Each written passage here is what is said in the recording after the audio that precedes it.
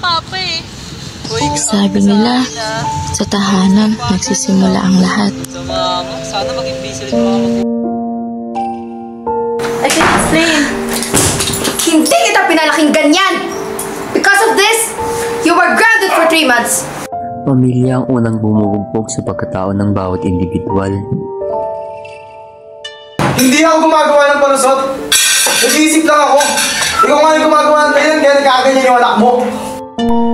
Pamilya rin ang inaasahang sumubay sa atin kapag tayo tila naliligaw ng landas.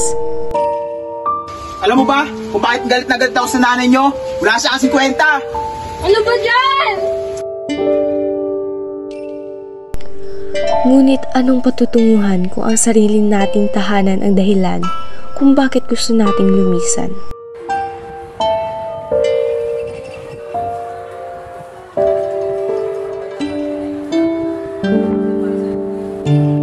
Tila isang bilanggo nakakulong sa isang bahay na kung tawagin ay tahanan. Of course! Wala naman kaming pakialam sa akin! Mga palapulsubang namumula sa higpit ng pagkakaposa sa mga problemang hindi matakas-takasan. Walang hiya ka!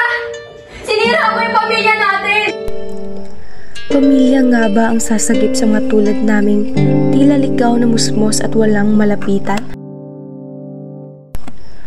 O mismong aming sariling tahanan ang magiging dahilan upang maranasan namin ang pakiramdam ng isang bilanggong alipin ng kulungan?